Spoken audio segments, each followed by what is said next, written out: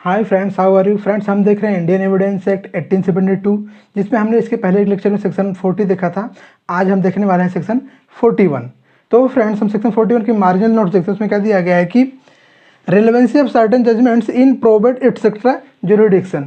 Relevancy of certain judgements in probate etcetera jurisdiction means probate इत्यादि विषय अधिकारिता के किन्हीं निर्णयों की सुसंगति। फ्रेंड्स देखते इसमें क्या दिया गया है कि a final judgment, order or decree of a competent court in the exercise of probate, matrimonial, admiralty or insolvency jurisdiction which confers upon or take away from any person any legal character or which declares any person to be entitled to any such character or to be entitled to any specific things not as against any specified person but absolutely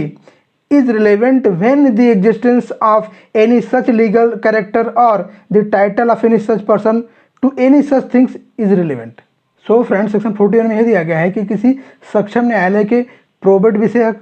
विवाह विषयक, नौकाधिकरण विषयक या दिवाला विषयक अधिकारिता के प्रयोग में दिया हुआ अंतिम निर्णय, आदेश या फिर डिक्री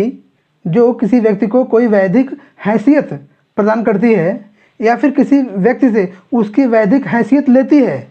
या जो किसी व्यक्ति को पूरी तरह मीन्स एब्सोल्युटली न कि किसी विनिर्दिष्ट व्यक्ति के विरुद्ध किसी हैसियत का हकदार घोषित करती है या फिर किसी व्यक्ति को किसी विशेष चीज़ का हकदार घोषित करती है, तब सुसंगत होगी जब किसी वैधिक हैसियत या किसी ऐसी चीज़ पर किसी ऐसे व्यक्ति के हक का अस्तित्व सुसंगत हो। और फ्रेंड्स में क्या दिया गया है कि सच जजमेंट, ऑर्डर और डिक्री इज कंक्लूसिव प्रूफ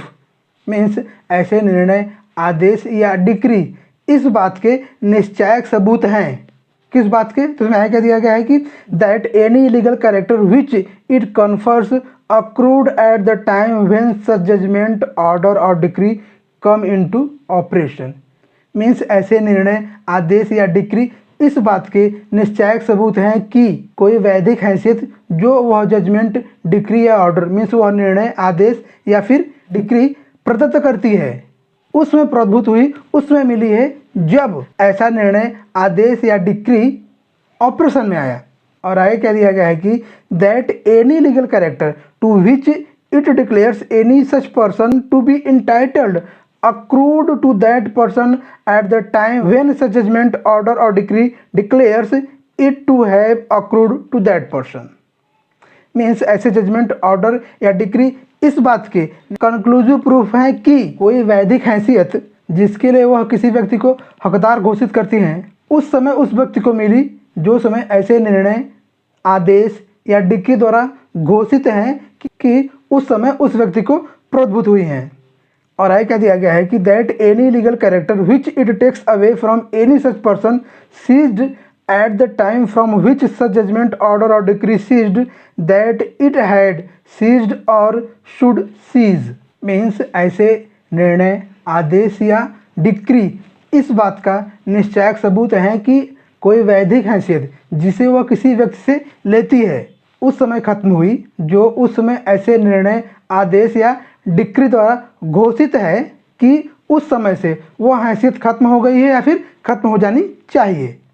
और आगे क्या दिया गया है कि and that anything to which it declares any person to be so entitled was the property of that person at the time from which such judgment, order और decree declares that it had been और should be his property means ऐसे निर्णय, आदेश या decree इस बात का निश्चायक सबूत है कि कोई चीज़ जिसके लिए वह किसी व्यक्ति को ऐसा हकदार घोषित करती है उस व्यक्ति की उस समय संपत्ति थी जो समय ऐसे निर्णय, आदेश या फिर डिक्री द्वारा घोषित है कि उस समय से वह चीज़ उसकी संपत्ति थी या फिर होनी चाहिए। So friends, Indian evidence act section 41 में दिया गया है कि किसी कॉम्पिटेंट कोर्ट के, किसी सक्षम न्यायालय के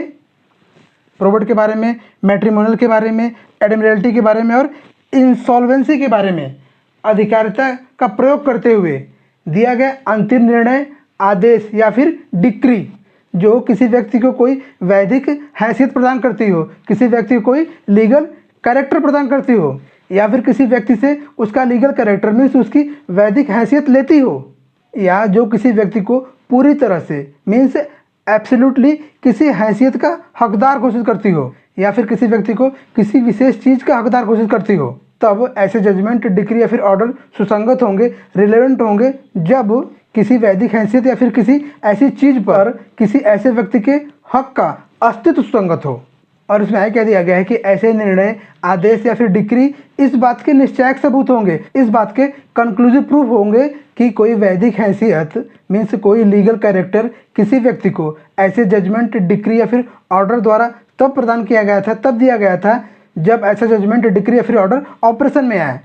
मीन्स ऐसे जजमेंट, डिक्री और ऑर्डर इस बात के निश्चायक सबूत हैं कि किसी व्यक्ति को कोई लीगल कैरेक्टर किसी जजमेंट, डिक्री या फिर ऑर्डर द्वारा तभी प्रदान किया गया जब वह जजमेंट, डिक्री या फिर ऑर्डर ऑपरेशन में आया। और इसमें यह क्या दिया गया है कि ऐसे जजमेंट, डिक्री या फिर ऑर्डर इस बात के भी निश्चायक सबूत हैं, इस बात के भी कंक्लूसिव प्रूफ हैं कि ऐसे जजमेंट, डिक्री या फिर ऑर्डर द्वारा किसी व्यक्ति को किसी लीगल कैरेक्टर का हकदार घोषित किया जाता है, तो उस व्यक्ति को ऐसे जजमेंट, डिक्री या फिर ऑर्डर द्वारा ऐसा लीगल कैरेक्टर उसी समय मिला जो समय ऐसे जजमेंट, डिक्री या फिर ऑर्डर द्वारा घोषित किया जाता है। और इसमें क्या दिया गया है कि ऐसे जजमेंट, डिक्री या फिर ऑर्डर इस बात के भी निश्चायक सबूत होंगे, इस बात के भी कंक्लूसिव प्रूफ होंगे कि किसी ऐसे जजमेंट, डिक्री या फिर ऑर्डर द्वारा उस व्यक्ति की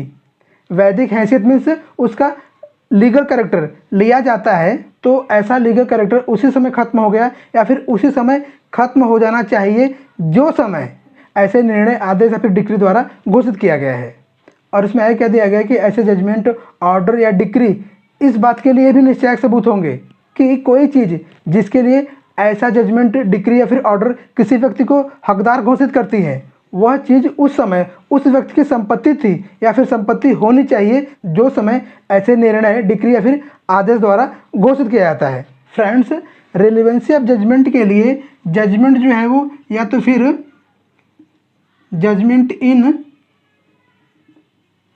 रेम होना चाहिए या फिर जजमेंट इन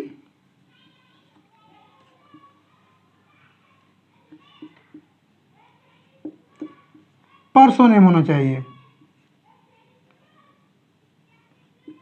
और फ्रेंड्स, कौन से जजमेंट जजमेंट इन रेम है और कौन से जजमेंट जजमेंट इन पर्सोनेम है, ये हमने इसके पहले के सेक्शन में देखा ही है। ठीक है, जजमेंट इन रेम मीन्स ऐसे जजमेंट जो सभी के ऊपर अप्लीकेबल हो, चाहे वे व्यक्ति उस केस में पार्टी हो या ना हो जिस केस में वो जजमेंट दिया गया है। ठीक है, और जजमेंट इन पर्सोनेम मीन्स ऐसे जजमेंट जो उन्हीं के ऊपर अप्लीकेबल होगा जो व्यक्ति उस केस में पार्टी थे जिस केस में वो जजमेंट दिया गया है। सो फ्रेंड्स, सेक्शन 41 जो है वो जजमेंट इन रेम से डील करता है। मीन्स जिन जजमेंट्स की बात सेक्शन 41 में की गई है वे सभी जजमेंट जो है वो जजमेंट इन रेम होंगे। मतलब अगर कोई court probate, matrimonial, Admiralty, insolvency का जुरिडिक्शन एक्सरसाइज करके कोई judgement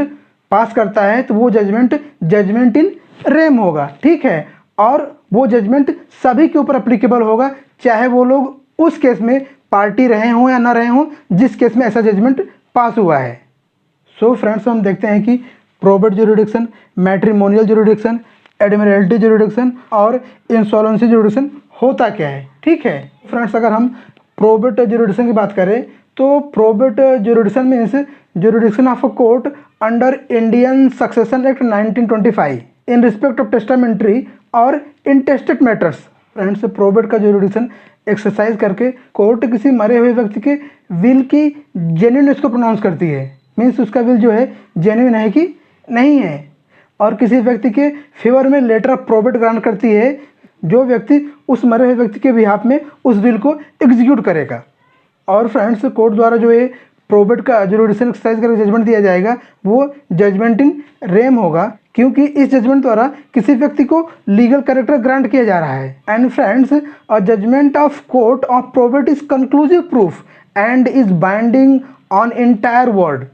The grant of probate is the decree of court which no other court can be set aside except